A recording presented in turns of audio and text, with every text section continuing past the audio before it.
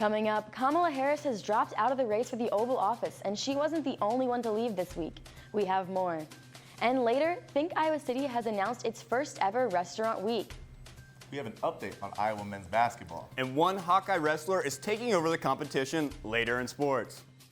December usually brings cold and snowy weather, but that might not be the case this year. Stay tuned for weather to find out what kind of temperatures we'll see this month. All that and more coming up on this Wednesday morning edition of DITV News. Don't go anywhere, DITV starts right now.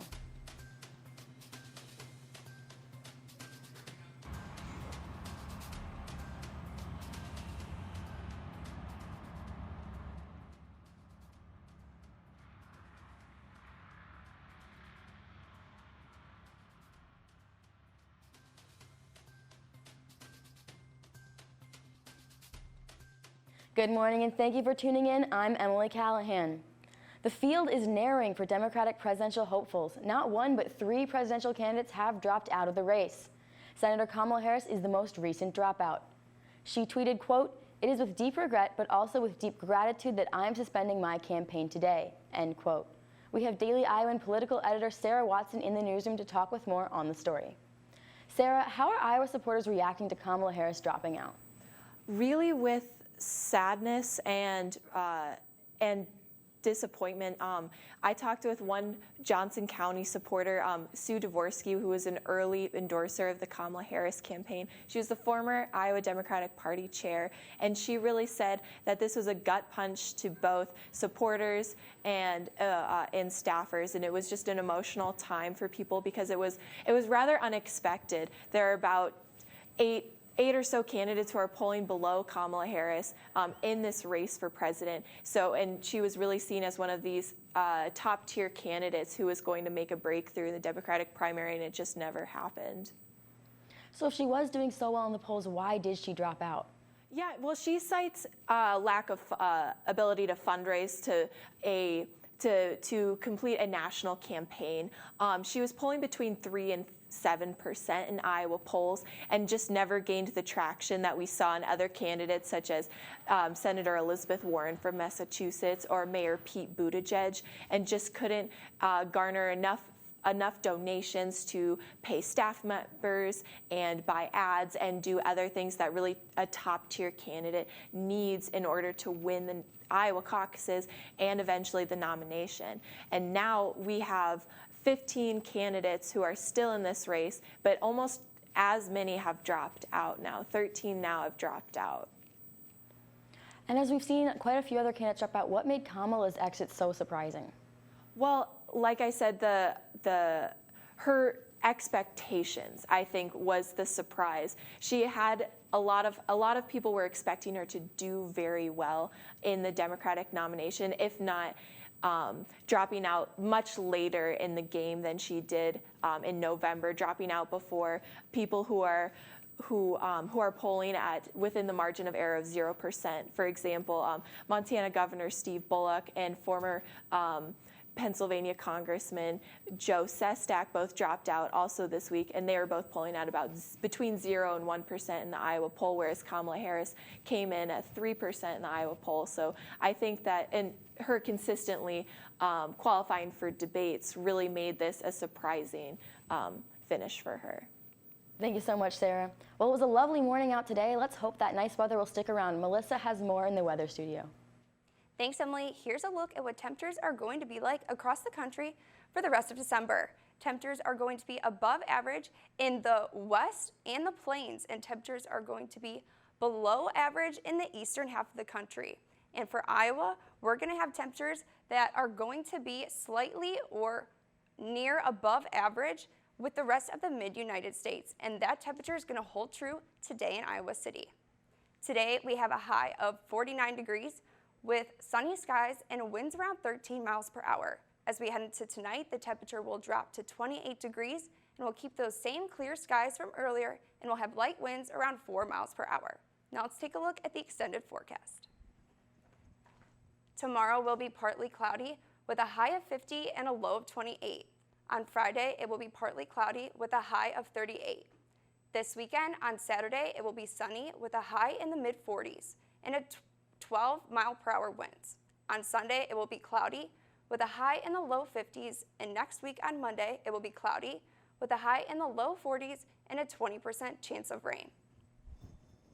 The average temperature for Iowa in December is around 34 degrees, so this week is much warmer than normal. Emily, back to you at the desk. Thanks, Melissa. Johnson County residents are in for a new treat. Think Iowa City, the Convention and Visitors Bureau has announced that it will be hosting its first restaurant week. This event will highlight the local food scenes in Iowa City, North Liberty, Coralville, and other neighboring cities.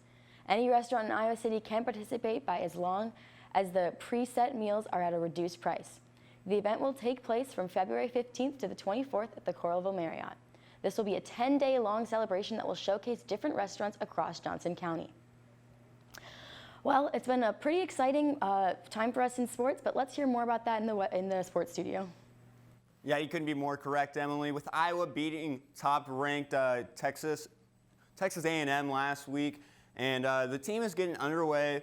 And one of the biggest question markers coming into the season was senior guard Jordan Bohannon.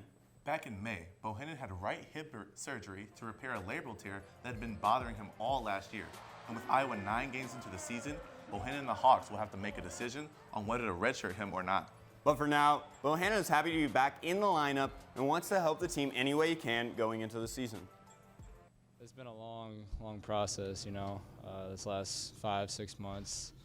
It's been quite the grind for me to get back to this position, to try to get back in the lineup and try to get this help to this team. I mean, emotionally and physically, it was probably the most I've had to deal with these past 5 months. Bohannon is currently averaging 8.5 points per game this season and is someone the Hawks need to help make an impact down the road. And along with basketball, Iowa wrestling is starting to heat up. After a dominating 32-3 win over the Wisconsin Badgers, a top-ranked Hawkeye wrestling team had a lot to chirp about this week. And even though 133-pounder Austin DeSanto upset top-ranked Seth Gross, there was something that caught the eyes of many Hawkeye fans: his attitude. DITV director John Rawson has more on the new Cool Hand Austin. Electric Hawkeye lightweight Austin DeSanto, ranked second at 133, got his first crack for the top when he took on #1 ranked Seth Gross. After a fairly convincing 6-2 win, a usually fiery DeSanto had a lot of calm to it. But getting that calm demeanor took practice and a lot of reminders. Obviously helps me a lot. Reminders are always good. With a guy like me, staying calm is crucial. Calm, cool, collected is my motto, so it helps a lot. I mean, I work on it every day. It's just something you work on, and you get better at it, and then you keep getting better at it. So you expect things, and you do them right. You do it right in the room. You prepare for it, and the outcome is what it is. And head coach Tom Brands knows the outcome of DeSanto's work has been strong, but that the progress shouldn't stop here.